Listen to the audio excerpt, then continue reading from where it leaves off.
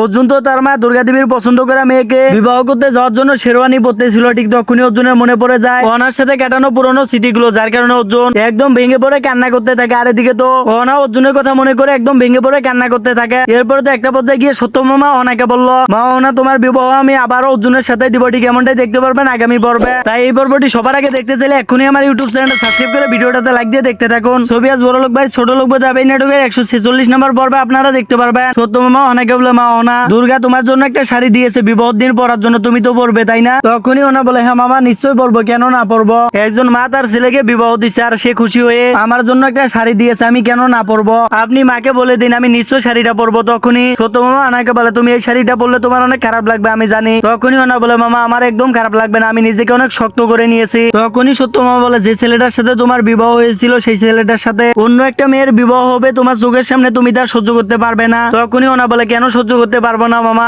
এখন তো উনি আমার স্বামী না, ওনার সাথে আমার সব সম্পর্ক শেষ হয়ে গিয়েছে। মামা আপনি কোনো চিন্তা করবেন না, আপনি ওনাকে বলে দিন আমি শাড়ি পরবো। এদিকে রায়বাড়ি মেজো মামা টোকেনের স্ত্রী অর্জুনকে বলে, আমি তো কোনোভাবে বুঝতে পারছি না এত তাড়াতাড়ি একজন স্বামী তার স্ত্রীকে কিভাবে ভুলে গেল। ঠিক সেই মতো অর্জুন বলে, তাহলে একজন মেয়ে তার স্বামীকে কিভাবে ভুলে গেল বলুন ভাবি, কেন করতেছে অহনার দ্বিতীয় বিবাহ। তখনই অর্জুন এবার নীলি অর্জুনকে বলে, তোর কাছ থেকে বদলা নেওয়ার জন্য। তখনই অর্জুন বলে, নীলি দিদি আপনি এভাবে অহনার চামচামি করা বদ্ধ করুন, আপনার কি মনে হয় অহনা আমার উপরে বদলা নেওয়ার জন্য দ্বিতীয় বিবাহ করতেছে? যদি এমনটাই হয় তাহলে অহনা অনেক বড় ভুল করতেছে। ঠিক তখনই রায়বাড়ি মেজো মামা পারুল বলে, অর্জুন ভাইয়া আমার বিশ্বাস আছে অহনার প্রতি অহনা দ্বিতীয়বারের মতো বিবাহ কখনো আর করবে না। সেই সাথে রায়বাড়ি বড় মামা বলে, অর্জুন অহনা যদি কখনো দ্বিতীয়বার মতো বিবাহ করে তাহলে আমরা অহনার সাথে সব সম্পর্ক শেষ করে দেবো। সেই সাথে রায়বাড়ি মেজো মামা পারুল অর্জুনকে বলে, বড় দিদি একদম ঠিক বলেছে, অহনা যদি কখনো দ্বিতীয়বারের মতো বিবাহ করে তাহলে আমরা সকলেই অহনার হয়ে আপনাকে যত কথা শুনিয়েছি সবকিছুর জন্য আপনার কাছে আমরা মাপ চাবো। সেই সাথে রায়বাড়ি মেজো মামা টোকেনের স্ত্রী অর্জুনকে বলে, অর্জুন ভাইয়া অহনা ভুল করবে এর মানে এই না যে আপনিও ভুল করবেন। তখনই অর্জুন বলে, আমি আবার কি ভুল করলাম, আমি তো কিছুই বুঝতে পারতেছি না। তখনই অর্জুন আবার নীলে অর্জুনকে বলে, অর্জুন তুই তো কখনো চেষ্টা করিসনি অহনাকে বাড়িতে ফিরিয়ে নিয়ে আসা, তুই তো চাইলে অহনাকে বাড়িতে ফিরিয়ে নিয়ে আসতে পারতি, তুই কেন এই বিষয়টা বুঝতে পারতেছিস না? তখনই অর্জুন বলে,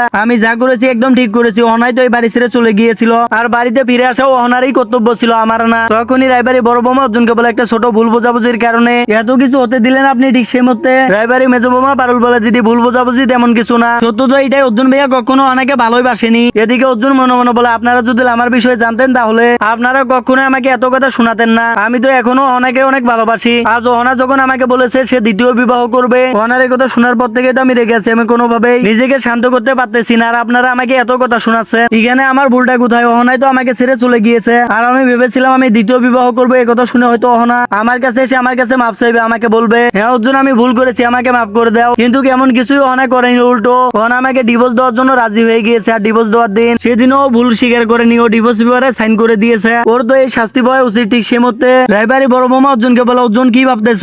তখনই পারুল বলে, অর্জুন ভাইয়া নিশ্চয়ই অহনার বিষয়ে ভাবতেছো। সেই সাথে রায়বাড়ি মেজো মামা টোকেনের স্ত্রী বলে, এখন অহনার বিষয়ে ভেবে কি লাভ, সবকিছু তো শেষ হয়ে গিয়েছে। এরপর অর্জুন আবার নীলি অর্জুনকে বলে, দুদিন আগে যদি ভাবতেই। ঠিক সে মধ্যে অর্জুন বলে, আমি অহনাকে নিয়ে ভাবতেছিলাম না, আর আমি কেন ওকে নিয়ে ভাববো? ওকে অর্জুনের এই কথা শুনে রায়বাড়ির তিন বোমা তো একদম আশ্চর্য হয়ে যাবে। এরপর দেশে আপনারা দেখতে পারবেন সত্য মামা গ্রামের লোকদেরকে বলে, যে মেয়েটার বিবাহ হতে চলেছে ফ্যামিলির আর্থিক অবস্থা অনেক খারাপের জন্য আমি নিজে দায়িত্ব নিয়ে আমার বাড়িতে সব বিবাহের অনুষ্ঠান করতেছি। আপনারা তো আমার পাড়া প্রতিবেশী, এর জন্য আপনাদেরকে আমি কালকে যে দাওয়াত দিয়ে এসেছি, আর কালকে বিবাহ, আপনারা নিশ্চয়ই এই বিবাহতে আসবেন। তখনই ওখানে থেকে একজন মহিলা বলে, নিশ্চয় সত্যদা, আমরা সবাই এই বিবাহতে আসবো। ঠিক তখনই সত্য মামা অহনাকে ডাকলে এদিকে তো অহনার অর্জুনের কথা মনে পড়ে, অহনার চোখ দিয়ে অঝরে পানি পড়তেছিল, যার কারণে অহনা মনে মনে বলে, আমি তো ওনার কথা কোনোভাবে মনে করতে চাচ্ছি না, এরপরেও আমার শুধু ওনার কথাই মনে পড়তেছে। হে মা দুর্গা, আমি আর কান্না করতে চাই না, আপনি আমার চোখের পানি বদ্ধ করে দিন, আমি কাউকে আমার চোখের পানি দেখাতে চাই না। এদিকে সত্য মামা অনেকে বলে, মা অহনা তোমাকে অনেকক্ষণ যাবত ডাকতেছি, তুমি কোনো কথা বলতেছো না কেন? ঠিক তখনই অহনা নিজের চোখের পানি মুছে অহনা নিজেকে সামলিয়ে কাঁপা কাঁপা গলা সত্য মামাকে বলে, সত্য মামা বলুন। ঠিক তখনই সত্য মামা বলে, মা অহনা কি হলো তোমার, তুমি এভাবে কথা বলতেছো কেন, তোমার গলা কি ভেঙে গেল? এদিকে আসো তো। তখনই অহনা সত্য মামার সামনে গেলে ঠিক সে মতো সত্য মামা বলে, কি হলো মা অহনা, তোমার কি ঠান্ডা লেগে গলা বসে গিয়েছে? তখনই অহনা বলে, হ্যাঁ মামা। এদিকে অহনাকে দেখে গ্রামের একজন মহিলা সত্য মামাকে বলে, এই মেয়ে আপনার কে হয়? তখনই সত্য মামা বলে, ধরে নিন আমার মেয়ে হয়। তখনই গ্রামের মহিলাটা বলে, আপনার মেয়েকে আপনি বিবাহ দিবেন না? দেখতে তো আপনার মেয়ে অনেক সুন্দর, আর শুনলাম পড়ালেখা করে, আর এখন তো চাকরি পাওয়ার অনেক চেষ্টা করতেছে। ঠিক সে মতো সত্য মামা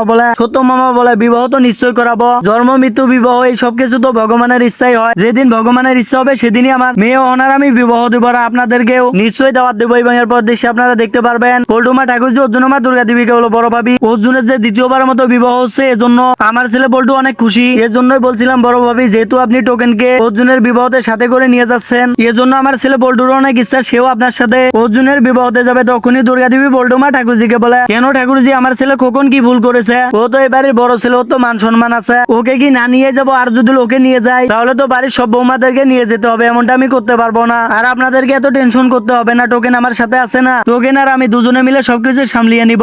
আর অর্জুনের বিবাহ সম্পূর্ণ হওয়া মাত্র আমরা বাড়িতে চলে আসবো, আমরা তো আর ওখানে থাকবো না। ঠিক সেই মুহূর্তে বল্টুমা ঠাকুরজি বলে, ভাবি অর্জুনের যেহেতু বিবাহ দিচ্ছেন একটা বড় লোক বাড়িতে, অর্জুনকে বিবাহ দিতেন একটা গরিব ঘরের মেয়ের সাথে, কেন অর্জুনের বিবাহ দিচ্ছেন? ঠিক সেই মুহূর্তে অর্জুনের মা দুর্গা দেবী বল্টুমা ঠাকুরজিকে বলে, ঠাকুরজি বড় লোক ঘরের মেয়ে নিয়ে আসলে সেই মেয়ে আমাদের মাথার উপরে উঠে নাচবে, গরিব ঘরের একটা ভালো মেয়ে দেখে আনতেছি, সে আমাদের সবার সাথে মিলেমিশে থাকবে। তখনই টোকেনের মা দুর্গা দেবীকে বলে, দিদি ওনা তো গরিব ঘরের মেয়ে ছিল, সেও তো আপনার মাথার উপরে উঠে নাচতেছিল। তখনই দুর্গা দেবী টোকেনের মাকে বলে, ছোট ওই অনা মেয়েটার কথা বাদ দাও তো, এই বাড়ি থেকে চলে গিয়েছে তাই না? ছবি আছে ছিল বড় লোক বাড়ির ছোট লোক বোঝা এই নাটকের 146 নম্বর পর্বে সুন্দর একটি এক্সপ্লেনেশন। তো আপনাদের কাছে এই ভিডিওটি কেমন লাগলো অবশ্যই কমেন্ট করে জানাবেন, এবং সেই সাথে পরবর্তী ভিডিও এক্সপ্লেনেশনটি সবার আগে দেখার জন্য অবশ্যই আমার ইউটিউব চ্যানেলটা সাবস্ক্রাইব করে আমার সাথে থাকবেন। সকলে ভালো থাকবেন, সুস্থ থাকবেন।